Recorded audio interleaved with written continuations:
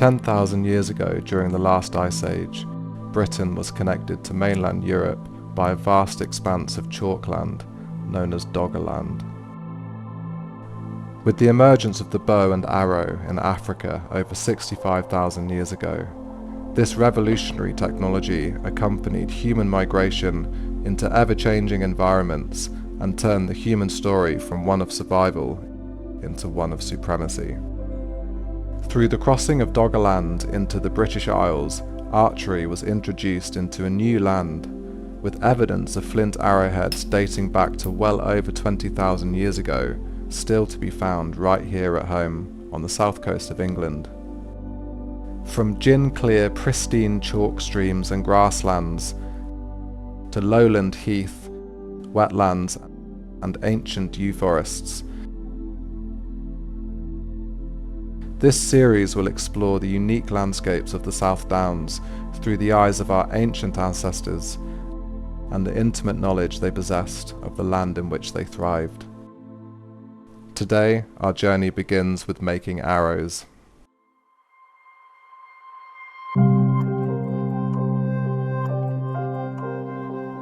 The rise of the bow allowed our Stone Age Mesolithic ancestors to venture into ever tighter undergrowth and densely wooded terrain in pursuit of prey, with deer, wild boar, and the now extinct aurochs at the top of the menu.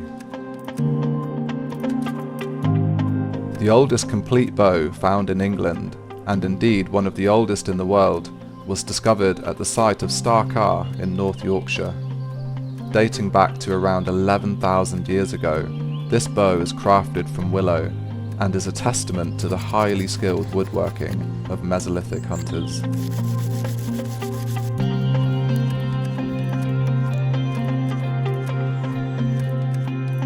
We're heading to the oldest yew forest in Europe, here in the South Downs, to gather some of the materials that our Stone Age predecessors might have used to build their arrows.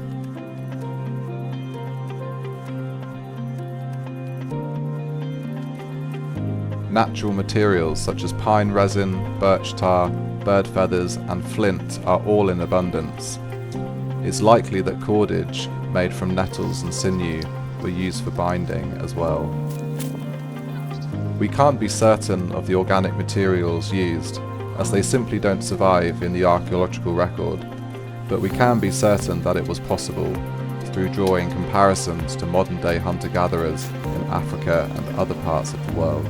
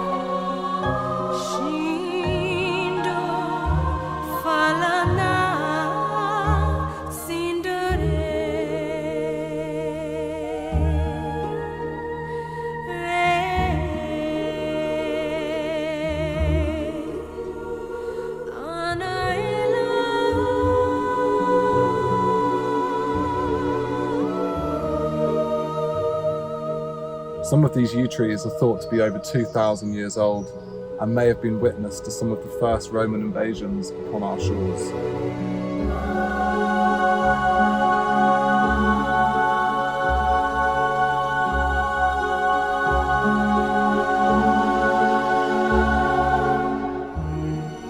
We as a nation have had an incredibly long relationship with yew trees. Druids revered them as sacred due to their association with immortality, death, and the cycle of life. All parts of the yew tree are poisonous. It is believed that in times of old, when people used to sleep underneath these trees, that in hot weather the trees would sweat and release their sap into the atmosphere and onto the sleepers below, containing a psychedelic substance, sending the sleepers into altered states of consciousness. One of the most precious commodities to our ancient Mesolithic ancestors would have been flint, used for crafting arrowheads, spearheads, and a whole multitude of different tools. One of the main places they would have found flint to begin with initially were at the bases of fallen down trees such as this one, where the roots, having gone deep into the ground when they're blown over by a storm such as this, the roots pull up all of the layers and seams of flint lower in the ground, which are of much higher quality, much more malleable and more workable.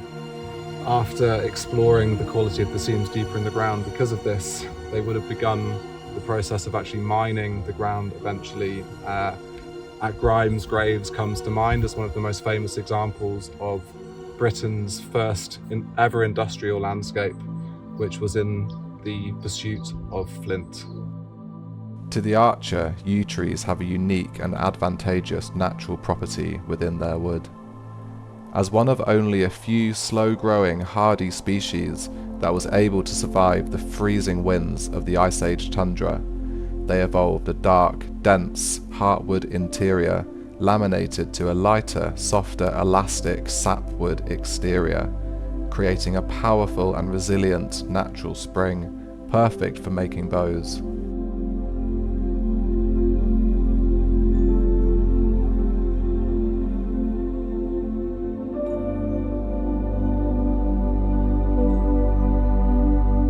You really get a sense of the spiritual association our nation has with these trees. The light coming through the eaves of cathedral.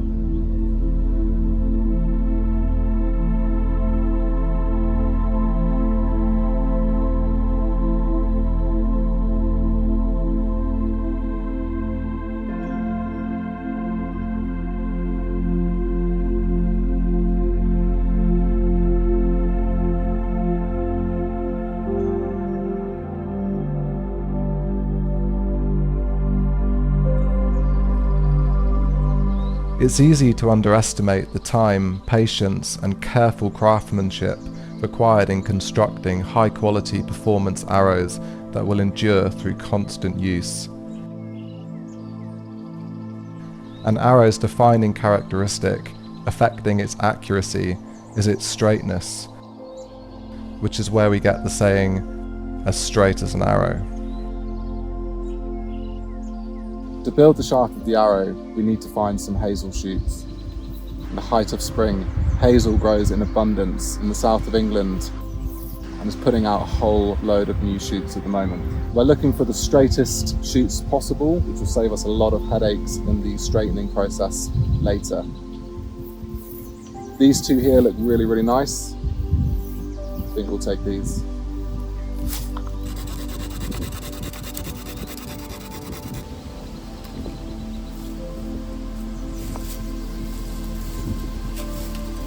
As soon as you cut your hazel shafts, it's a really good idea to start the straightening process right away while the wood is still soft and green. This one looks perfect. This one actually looks amazingly straight.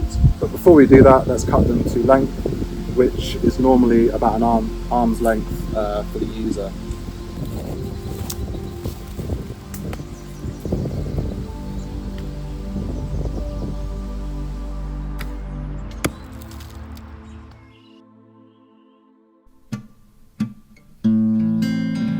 While the hazel shoots dry out for a week, they'll need to be checked daily for warping and adjusted carefully to adopt their straightness until completely dry.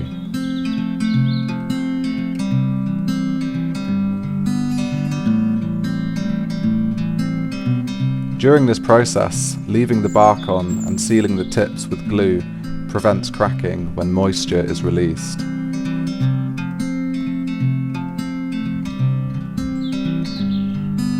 The next step is to begin removing the bark from the hazel shoots in preparation for shaping the arrows.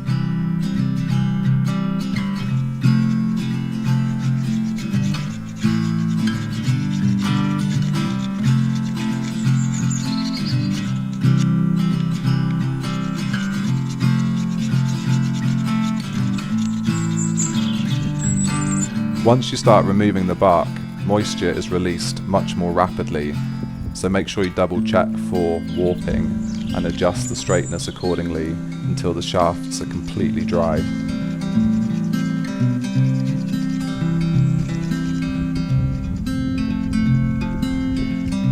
Once you've removed all the bark and the shafts are straight and true, begin to start the process of creating the profile of the arrow.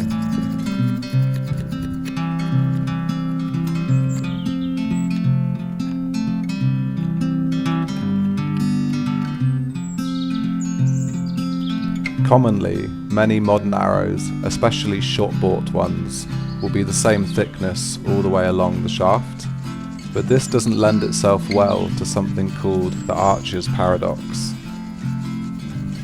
When an arrow is fired from a bow, it's impossible for the arrow to pass directly through the center on its way to hitting the target. So as a result, the arrow flexes as it passes round the handle of the bow and continues to do so until it hits its target. To combat this, we do something called barreling, whereby the arrow tapers to become thinner towards the tips and remaining thickest in the middle, giving a more rigid spine throughout the whole length of the shaft of the arrow, therefore minimizing the flexing of the arrow as it travels through the air. Ultimately, barreling the arrows not only improves their strength, but also their accuracy.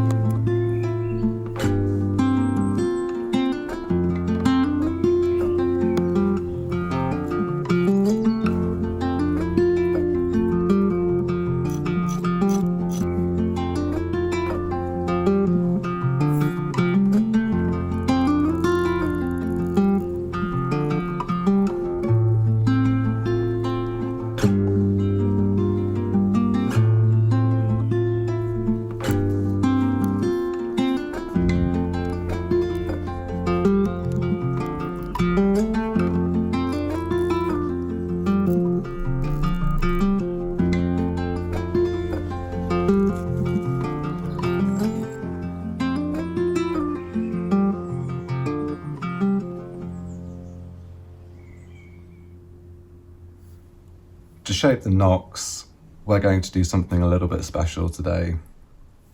As you can see here, you've got your classic Nock shape, but this is a reinforced Nock with the lashing from the Fletchings going all the way up to the end, reinforcing the Nock to stop it from splitting.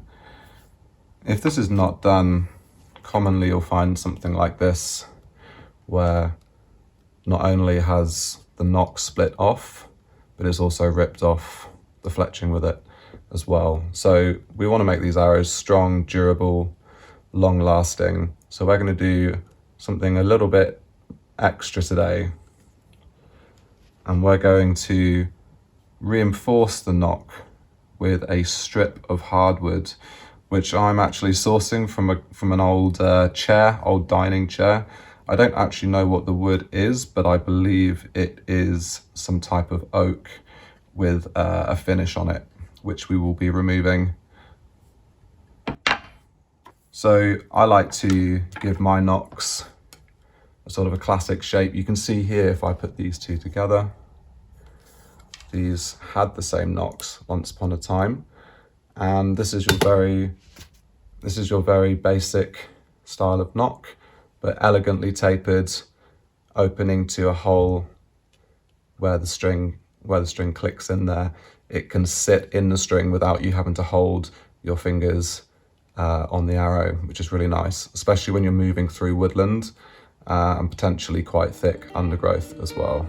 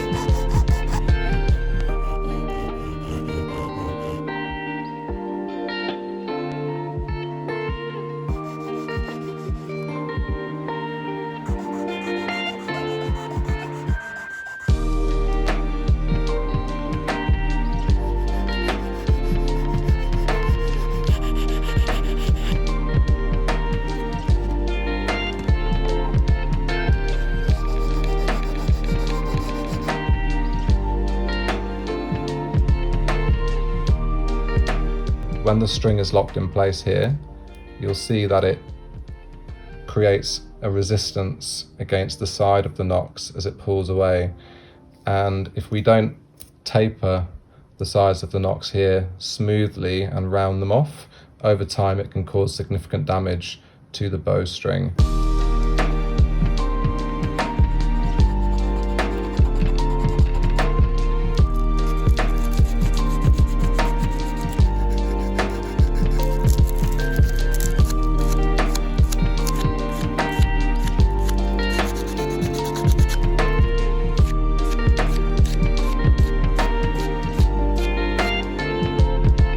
Now that we've finished our nock, you can see that we have the four beautifully elegant but practical shapes within the nock. You've got the hole in the middle where our string will sit comfortably, with a narrow entrance which stops the arrow from falling off the string accidentally. We've got a nice taper towards the tip which allows for a smooth release when firing, as well as rounded bases, which means that the nock doesn't cut into the string. We're nearly at the end of the arrow making process now. The final step is to attach the fletchings to allow this arrow to fly. But before we do that, we're going to attach the head to the end of the shaft. Although traditionally our Stone Age ancestors would have used flint, like we found out earlier in our journey of the yew tree forests, today we're using something a little bit more heavy duty, such as this iron barbed medieval hunting tip. It's definitely well worth taking your time with this bit. Not only does getting a really snug fit actually allow the wood to compress and harden by forcing it on in this manner. When you hear that sound, you really force it on. If you pull it off, that's the sound you want. That's how you know you've got it just right.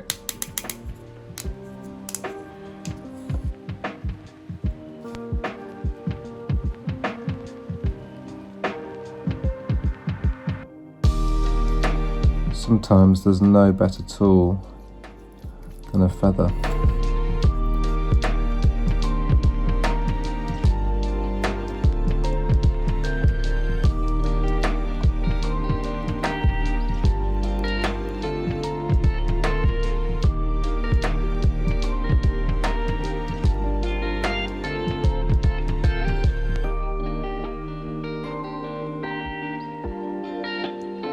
Now that we've prepared the nocks and the tip, you can really see the barreling effect. Traditionally, fletchings can be made using any type of bird feather. In the medieval period, goose feathers were very common. Today we're going to be using a combination of pheasant feathers and a wood pigeon feather for the cock feather. You can see here on this arrow, you've got your two feathers and your cock feather, which is a different colour, positioned at 90 degrees to the nock, so that an arrow will pass by this way and not this way.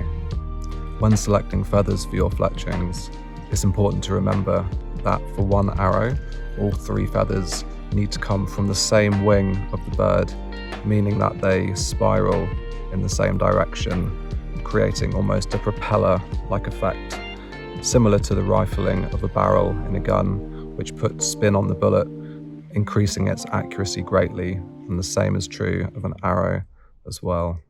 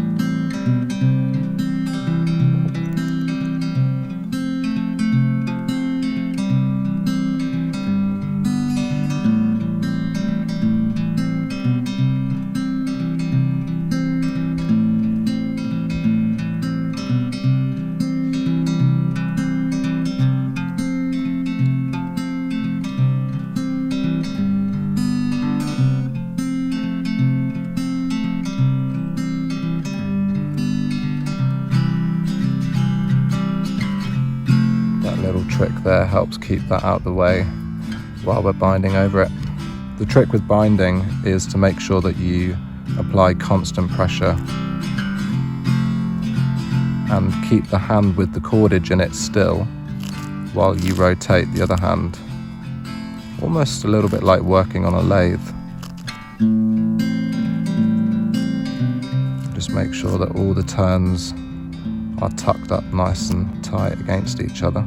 You can do that just by wiggling the cord in every now and then like that.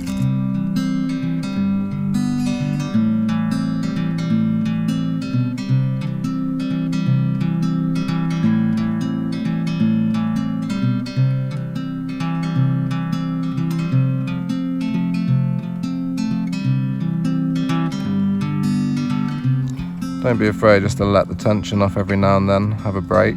When I say let the tension off, I mean hold it in one hand and let the rotating hand have a break.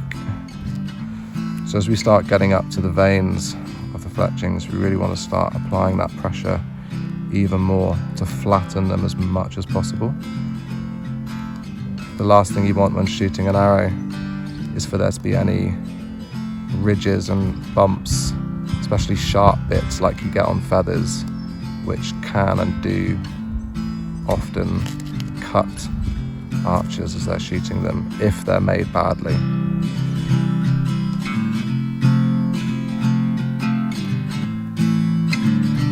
You can see that this whole arrow making process for me has been a real labour of love. You really don't need to go to such lengths for some of the steps that I took to make good arrows. I just really love the process of building arrows and not only making sure that they perform amazingly, but look really good as well.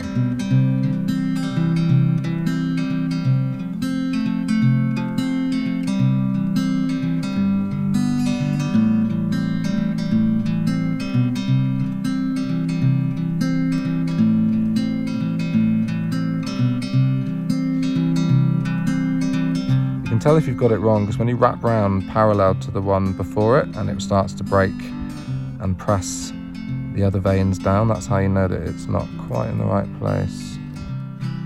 You can see that I've pre-glued the end before I started the threading of the cordage through the fletching veins themselves, so that when I got to the stage I didn't have to faff around.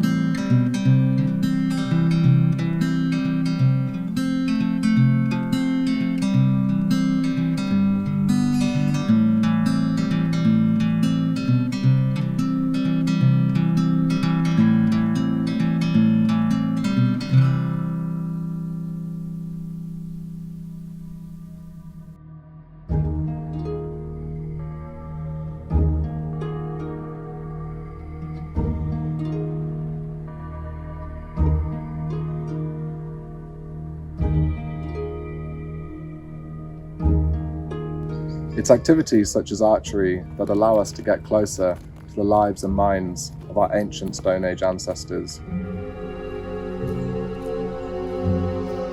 Even today, we are reminded of the spiritual connection that our nation has with yew trees, as can be seen with offerings around the bases in remembrance of the spiritual association we once had in pre-Christian times. Once upon a time, our entire nation stood behind these trees in times of great medieval warfare. One particular infamous battle comes to mind, the famous Battle of Agincourt, where the English archers rained down arrows en masse in such scale that they were said to have blotted out the sun, decimating the heavily armoured French knights who sunk helplessly, dying into the mud of the battlefield. Perhaps another famous example is the Battle of Hastings in 1066, where King Harold infamously took a fatal arrow to the eye, after which archery firmly entrenched itself in the British psyche as a means of waging war. The bow and arrow truly was perhaps the first real weapon of mass destruction. For to forget the fruits of our ancestors would be to forget the ways and the knowledge upon which we depend for our very survival here on this planet indefinitely.